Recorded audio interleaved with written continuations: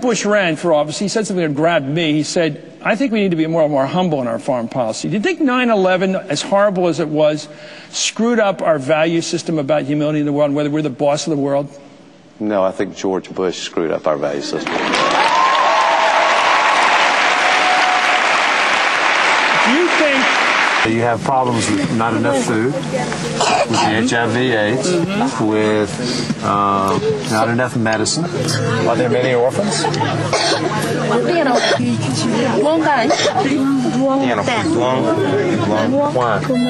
Why so many orphans?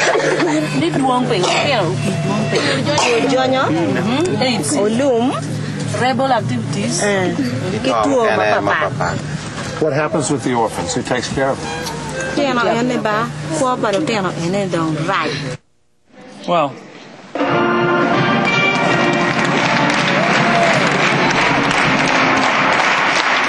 we're back at Chapel Hill. We have a student with a question for John Edwards. Senator, I wanted to know what message you think it sends to a child from a low-income home to see so many candidates spending hundreds of millions of dollars on their campaign. Does he think he can run even though his family might not be in a high financial situation?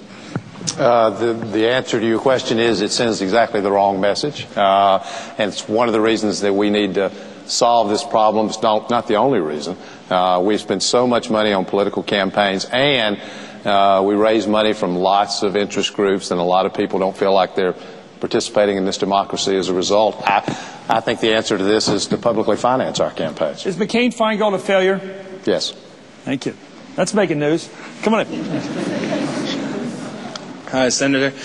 2 years ago, we heard about your idea of the two Americas and your ambition to bridge the two. Today, Senator Barack Obama has the audacity to hope for a better American dream for its citizens. Frankly, how is your vision of the American dream different from that of Barack Obama's? What separates between you two?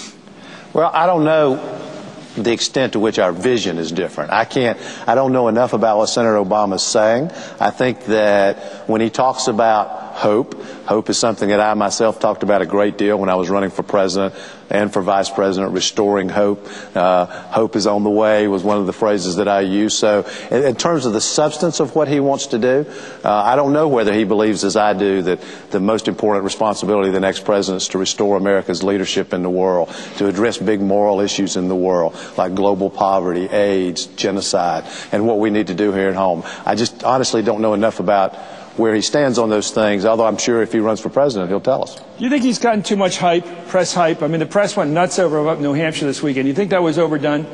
No, I think listen, he's an exciting, charismatic guy, and I think he would add something to the race if he decided to run for president, and then the real test comes, as those of us who've been through it know. How do you break into that sort of interesting bout that they're developing between Hillary and, we get another question per percent. The slogan out there is, don't tell Mama I'm for Obama. I thought you were going to let them ask questions. Well, yeah, but... No, I think what you gain from the experience is a better understanding about what really matters. It's not, the first time I ran for president, I spent an awful lot of, this is the truth, an awful lot of time worrying about how good a candidate I was. Was I making a good speech, right, or was I, it's just not what I think about these days. I think that anybody who's seriously thinking, be my advice to anybody who's considering running, ought to be thinking about the job they want to do as president. Did you enjoy running for VP? I don't think you did. No, I wasn't crazy about it.